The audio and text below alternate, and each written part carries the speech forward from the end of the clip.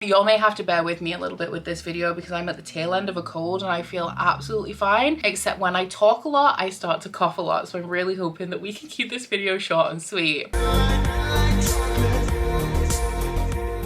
In November, I don't have any plans. Like, my only plan now is to hunker down for the rest of the year, play video games and read. So in theory, I should be able to get through quite a bit. I have been on my reading game recently, but I typically read a lot one month and don't read very much the month after. And in October, I was on it. At the minute, I am potentially on track to beat my best reading month ever, which was only in August. I'm not sure yet because October is still happening as I'm filming and as I'm posting this video, but it's potential that we could do that, which generally means that I won't read the most in November, but I have nothing on my social calendar, so it is possible that we will still get through a ton of books. I'm also in a really big fantasy mood right now as well. So I do have a few things to talk to you guys about in this video to fill you guys in on. The first one is that one singular social event I have in November, which is BookTube Meets. So on Saturday the 18th of November, there is going to be the first BookTube Meets event, which is created by Hannah from Lidette M. It's designed to be a meetup event that brings the online book community together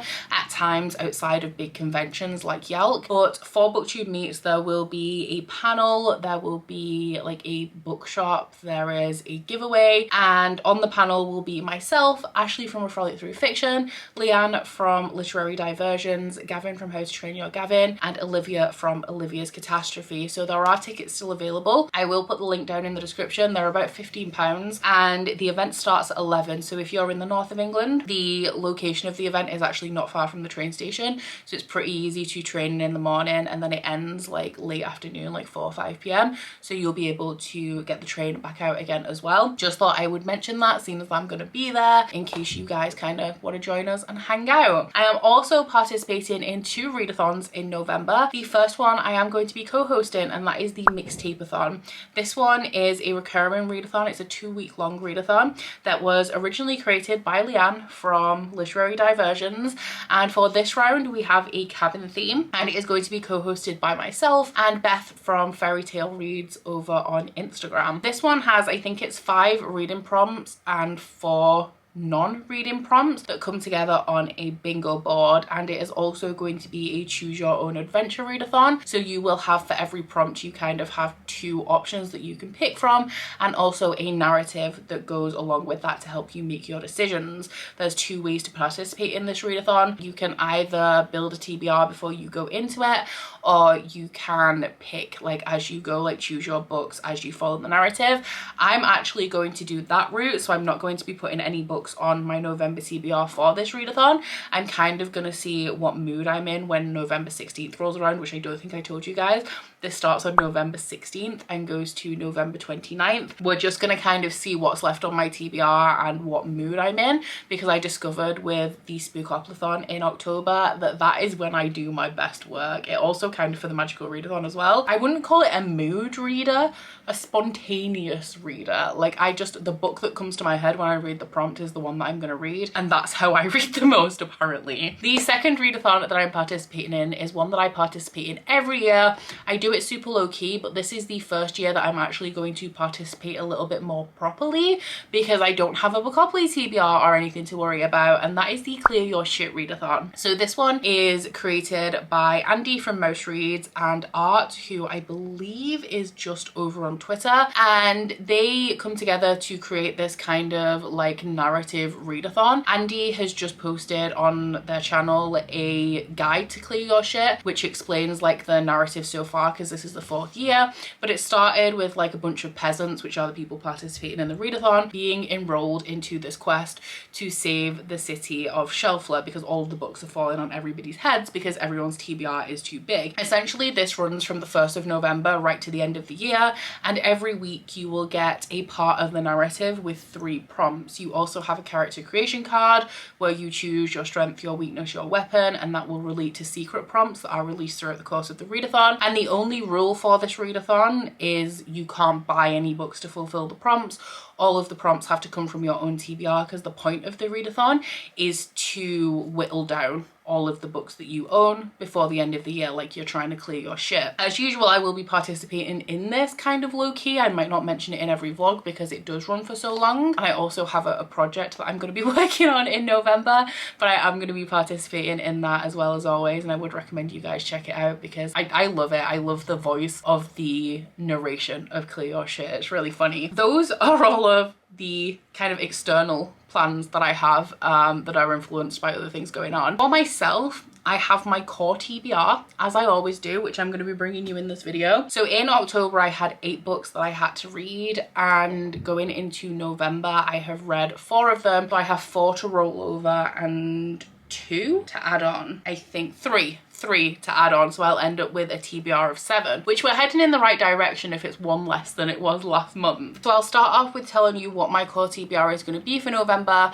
and then I will talk to you about what else I'm going to be reading outside of those 7 books, because we know that I'm probably not going to get through all 7 and some are going to roll over to December. So we will start off with my book club books. The first one is my Patreon book club, which is a fantasy romance book club in the same vein as Catch Up Book Club, where we read through entire series. We are currently up to book 2 of the Savage Land series, which is Wildlands by Stacey Marie Brown. So we have just started this series. We started in October and we're reading 1 book a month. So this one is kind of like a dystopian fantasy romance set in like an alternate history, alternate future version of Budapest, where there was a veil between the lands of the humans and the Fae, and about 20 years before the start of this series, the veil fell. The Fae and the humans went to war, and the resolution was that they split the world in half. So there's human areas of Budapest and Fae areas. So our main character, Brexley, is the daughter of a general who died shortly after the Fae Wars, and she is currently the ward of the king. Now, from her position of privilege, to get a little adrenaline rush, she steals onto the trains that transport goods throughout the city, like between the human and the Fae areas, steals things like drugs and medicine from them and puts them onto the black market, so the profits and the like medicines go to the people who need them, as opposed to lining the pockets of the elite. And one day when she's doing this, she doesn't get off the train in time, and she's captured at the checkpoint to the Fae part of the city and thrown into a maximum security prison, where she meets the legendary like warrior Warwick Farkas. This series, I would say, it's not the best written. It's a reread, like books 1 and 2 are rereads to me, and then I need to continue with the rest of the series, but I would say it's definitely not the best written series I've ever read. It's a little bit predictable, a little bit repetitive in the way that characters get out of situations, but it's very addictive, and by the end of each book you always just immediately want to pick up the next one in the series. So I read the first book in this series right at the beginning of October, and it took me like 2 days. This one is a little bit longer, but I know it's going to be a quick read, especially as it's a reread, so I don't anticipate this one being too taxing for me at all. The second book club book I have is of course the Catch Up Book Club book, technically for September and October, but we ended up like pushing the live show for the last book back, so this live show is going to be in the middle of November, so we can kind of get back on track. So there's been a little bit less time to read this one, but this one is The Heroes by Joe Abercrombie, which is the second standalone in the First Law universe, and if you're reading everything in order, then it is book 5. The First Law series is comprised of a trilogy, 3 standalones, a collection of short stories, and then a second trilogy. And what I found, at least with the first standalone, is that while they have a self-contained story, they do also build upon the kind of background plot that is ongoing throughout the first trilogy, which I imagine is going to comprise the main plot, like the actual real plot of the First Law universe. I didn't love the first standalone at all. It's my least favorite book I've read in the First Law series so far, and of the 3 standalones, that one actually had the best sounding plot out of all of them. So I am a little bit worried about The Heroes. The First Law universe is grimdark fantasy. It is also kind of humorous. It pokes fun at the conventions of the fantasy genre, and also like it's very nihilistic. Like everything that happens not for necessarily no reason. There's a point in the journey, but a lot of times like there's no celebration at the end of a book, any book in this series really. Everyone kind of ends up in almost a worse place than they were at the beginning of the story. So this one in particular I'm a little bit worried about. Actually, not as worried as I am about the next standalone coming, but this one is the story of one battle told from multiple perspectives. I don't love battle scenes in general, so I'm not sure how this one's gonna go. The general consensus I've heard from people who are currently reading this is that they are enjoying it, which is, you know, reassuring, but a lot of people said that about Best Served Cold, and I gave that one 2 stars, so we'll see what happens, but fingers crossed I do actually end up enjoying this one. Next up we have my Patreon picks, and I am of course behind, but I did read 2 in October, so I am slowly making progress, and I just have the July, August and October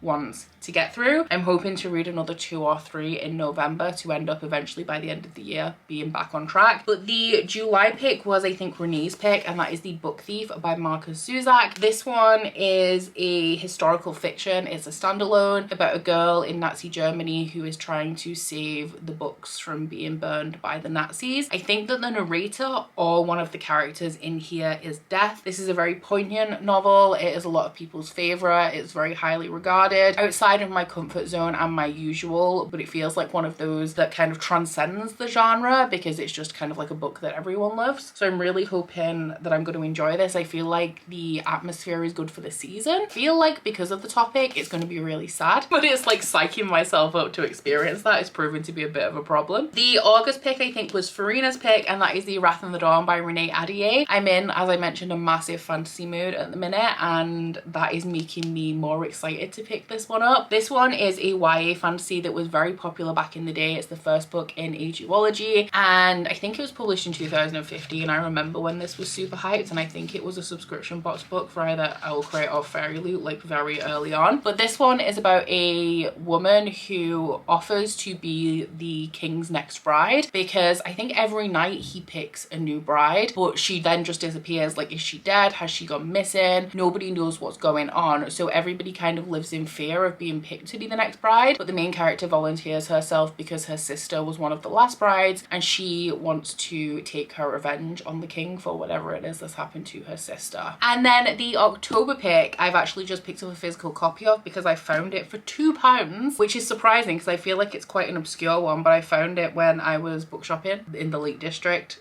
recently. And this one is another YA nostalgia kind of read, and this one is Alex's pick, and it is Splintered by A.G. Howard. So this one is not an Alice in Wonderland retelling because the book Alice in Wonderland exists within this world, but it is about a girl who is like the great granddaughter of Alice, and Alice's ramblings is what inspired Lewis Carroll to write Alice in Wonderland. There is a curse upon this girl's family, like madness runs in the family, and her mother was put into an asylum because of this, and essentially everybody is, I think, going to or experiencing Wonderland, but because this is assumedly set in the real world, everyone thinks that that's madness. It is not actually real, and our main character, who is called Alyssa, I think realizes that Wonderland is real, and she ends up traveling there. This one, if I enjoy, like, I'm worried about this because it's like 2013 YA, and it's like, I don't know how to explain it, but the tone of this YA is the kind of YA that I typically enjoy. The tone of this YA seems like the thing that usually makes me cringe, but I'm going into it with an open mind and hoping that I end up enjoying it for the nostalgia vibes, if nothing else. And then adding to the Patreon picks, I do of course have to pick the book for November. So if you guys are unaware of how this works, if you are in the inner circle tier of my Patreon, you will be asked when you join to recommend me a book that gets added to the monthly inner circle book drawer. Every month in my TBR I will pull one of these and it gets added to my TBR to be read like in the coming month. It should be every month, but I'm behind, so realistically like it's gonna take me about 3 months to get to it. But at this point there is a variety of things in here. I don't think I have a preference for November, but like I said, I am in a fantasy mood. I still don't want like The Name of the Wind or something to come out though, because I'm currently reading like Wheel of Time and The First Law. I don't want to start another big adult series, but let's see. I feel like I've just jinxed myself. I'm gonna dig right to the bottom for this one. They do get mixed up regularly, like taken out and reshuffled as well. I'm gonna go right to the bottom and I'm gonna take this one. It's purple, which means it has been added since the beginning of 2023. And it is I cannot even read my own writing. Oh, Under the Whispering Door, which is Lauren's pick. This one is actually one that is perfect for the season, actually, and one that I've been meaning to read for a very long time, because I read The House in the Cerulean Sea early last year and loved it. It was one of my favorite books of the year. Maybe this could be like a late entry into my favorite books of 2023, because Under the Whispering Door by TJ Klune is one of his like cozy-esque fantasies, and it is about a guy who dies and the Reaper takes him to attend his own very like sparsely attended funeral, and this guy doesn't believe that he's dead. He ends up in the place between life and death, where he's still kind of holding on to life. I'm guessing that he either wasn't very well liked or he didn't live very much. I think the synopsis says that he spent a lot of his time working, but he ends up in this limbo place at a tea shop with a guy called Hugo, who is trying to help the guy cross over. So I think based on the synopsis, he spent a lot of his life working, and because of that, like, he didn't make a lot of connections with people, and through spending time at this tea shop he realizes that there's actually things that were missing from his life. And then the final book, one that was rolled over from October and one that I'm really sad that I didn't manage to get to, is Swordcatcher by Cassandra Clare. For the entirety of October I picked all of my books based on the Spookopoly board, and I just didn't manage to fit this one in. Like, it didn't fit for any of the prompts that I landed on. This is Cassandra Clare's adult debut. It has now been released. It was released at the beginning of October, and it is a multi-perspective adult high fantasy about a sword catcher for a prince, so like his bodyguard, and also a physician that is part of a community ostracized for its rare magical abilities. I've heard mixed things on this so far. Some people are like, this is the best thing Cassandra Clare's ever written, and some people are like, what the fuck did I just read? I'm excited to see what camp I fall into. I'm always a little bit wary going into adult books written by authors that have typically read YA fantasy, because I never know what to expect, because sometimes it kind of just reads like a YA fantasy but with older characters and a bit of swearing, which to me that's not the adult fantasy that I feel I'm looking for. But I am a fan of Cassandra Clare in terms of the books that she's written, even though I don't necessarily love her. So I do feel like this is going to be a book that I do end up enjoying, and this is the kind of thing that I'm in the mood for this month. So hopefully I do manage to get around to it. But my plan for November is a little bit of a challenge. I am participating in the readathons, and I do feel like I have the ability to participate in the readathons within the bounds of the challenge that I am setting for myself. In September, on my August unboxing video, somebody left a comment saying that I should do a month of reading exclusively subscription box books. I don't usually tend to do things like this because, as we all know, I've got an 8-book TBR here that has not a single one of these is a subscription box book. Like, they're books that have been featured in subscriptions, but these are not like actual subscription box books. So I find it hard to like dedicate a month to something like that. But this comment got quite a lot of likes. It got like over 70 likes. And so I feel like it's something that people want me to do. And I'm nothing if not a people pleaser. That's actually like a barefaced lie. I'm actually a people displeaser. But my plan for November is to only read these books and subscription box books. So I think the way I'm going to do it is I'm going to try and make 4 vlogs, and in each vlog I will hopefully read a book from my TBR and a selection of subscription box books. Because I like spontaneity, I'm also going to set this challenge on chaos mode. I have a list of prompts that I'm going to put into a jar like this one, and at the beginning of each vlog I am going to pull a prompt out, and that will be the focus of the vlog. Each vlog will hopefully, unless, because some of them are challenge based, which will have their own like kind of time limits and like boundaries, unless it's one of those, I will read 3 subscription box books per vlog that fulfill that prompt. So that is the plan. As we know, in the last year I have stopped committing to things like this because I feel like sometimes it gets to a point where I struggle with it and it sucks the fun out of it. If it gets to that point, I will stop doing this challenge for the sake of like, actually, because I'm having like a really good time with content and reading at the minute. I feel like I'm back in the zone that I was in 2018 where I loved what I do, and I don't want that feeling to fade by forcing myself to do things that don't bring me joy. So as long as this is an enjoyable experience for me, that will be happening throughout November. I obviously don't have books that I can add to my TBR for this because I don't know what the prompts are that are going to be coming out of the jar, but that is what you are going to have to look forward to in the month of November. So keep your eyes peeled for that. That will be happening exclusively in vlogs. So This is my November TBR. Based on the subscription box challenge that I'm doing, I'm aiming to get through half of these, which would be these four, I think, but we will see, because I am also participating in those readathons. I definitely have to read these two, but the other two I might pick based on the readathon prompts that come up, depending. I'm just playing it by ear. We'll just see what happens. This could end up being a colossal mess, but hey ho, I never promised you anything. I just gave a hint at what might come. So down in the comments, let me know what is on your November TBR. Let me know if you're participating in the mixtape-a-thon or clear your shit. I'll leave the links to everything that you need for those down below if you guys would like to check them out. But aside from that, guys, please don't forget to like this video if you liked it. Subscribe if you wanna. If you head to my description box, you'll find a link to my Goodreads, Instagram and Twitter if you'd like to follow me on any of those, as well as a link to my Bookish candle website and the Etsy for that, and a 10% off discount code. And I have just done my first restock in 6 months. I don't know if there's anything left because I'm filming this before the restock, but if there is, go ahead and snap it up, because who knows when I'll do the next one. But that's it from me today, guys. Bye. Oh, you bite your friend like chocolate. You say you'll go where nobody knows, with guns hidden under our petticoats. We're never gonna quit it, no, we're never gonna quit it, no.